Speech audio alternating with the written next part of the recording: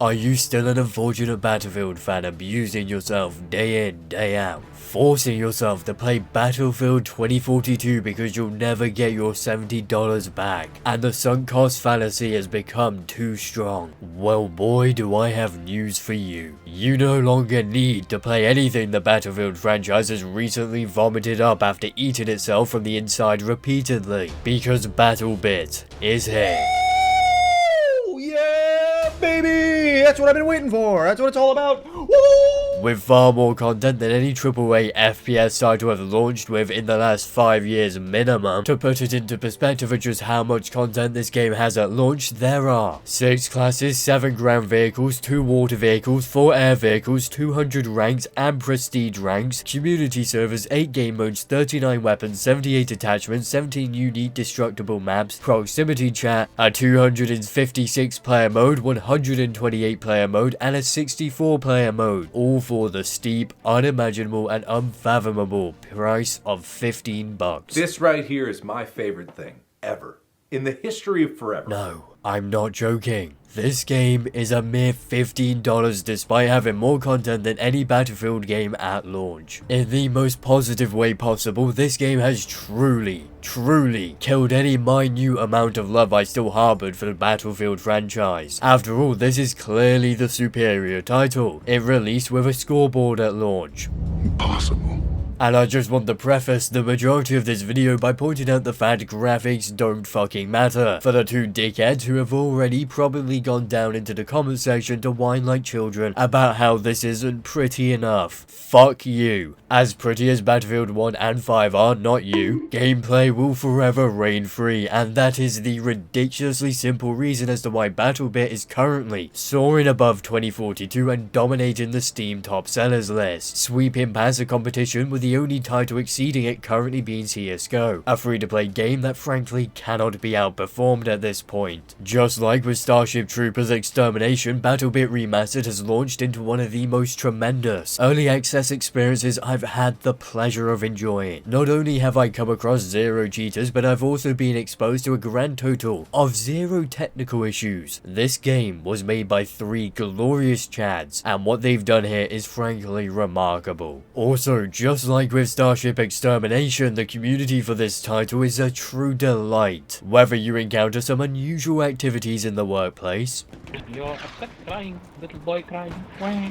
have the stereotypical Indian man scream at you after he's come home from a tiring day of work, and you've instantly murdered the few hours of his life he enjoys.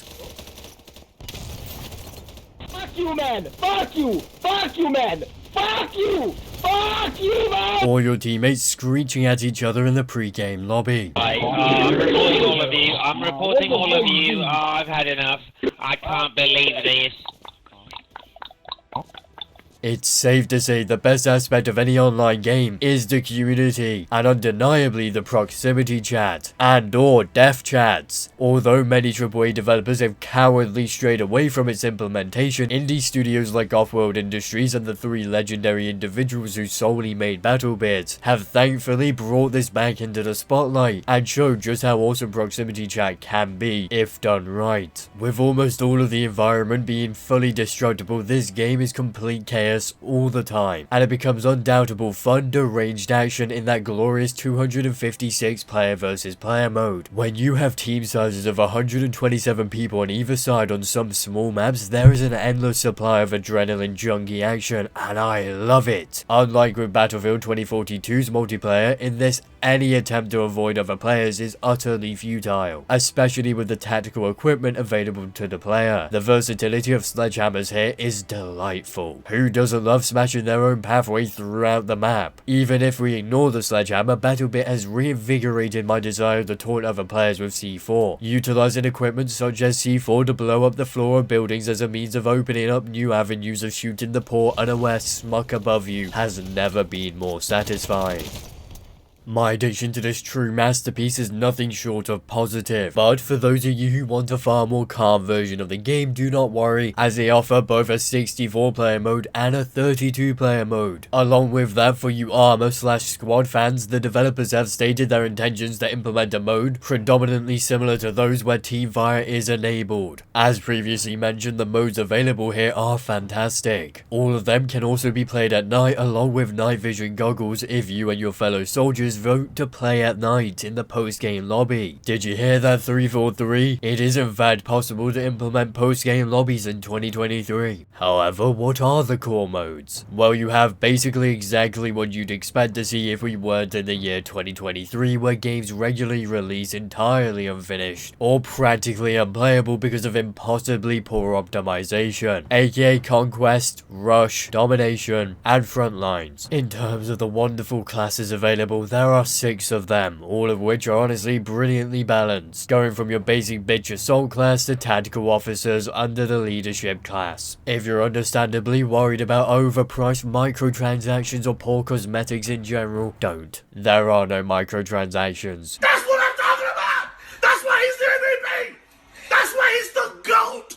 The GOAT! Merely one cosmetic DLC is a means of gathering extra funding for the 3 people who somehow developed this. For us peasants who don't wish to purchase anything on top of the initial fee of entrance, there are plenty of cosmetics available, along with a wild number of weapons with a grand total of 78 attachments as you level up through the 200 ranks available at launch. You hear that again, 343 Industries? It is in fact possible to implement career progression at launch rather than almost 2 years afterwards. So, I'm not going to say this should have been there from launch, but Goddamn right. Not to mention how this game does its 127 versus 127 PvP mode in a vastly superior manner when compared to the likes of Battlefield 2042. With 2042, their large-scale PvP adoption was honestly treated as nothing more than a fucking buzzword. The maps were evidently not designed for the player count, and the game in general was not designed around it. With BattleBit, however, they've managed to fit 256 large modes into insanely small spaces, and at no point does it feel too chaotic. Somehow, 3 developers have managed to come damn close to perfectly implementing truly large-scale combat onto tiny environments and large-scale maps simultaneously. It is beyond impressive how well the 256 player modes function. For example, on the smaller maps, there is more than enough density, verticality, and overall opportunities to outsmart your opponent without it inching close to feeling like it was shoehorned in at the last minute as a means of having yet another buzzword on the box, like it does with Battlefield 2042. BattleBit has undeniably proven that the issue with 2042 was not the player count, but rather poor game design. Regardless, supposing that you couldn't give a crap about anything I've brought up surrounding BattleBit Remastered, hopefully the sole essential detail when it comes to this magnificent project will convince you to purchase and obviously play BattleBit Remastered. You can eliminate the enemy player, drag them into a corner and teabag them vigorously while they scream for help, with no other choice but to sit there with the knowledge no one is coming until their suicide bar completes.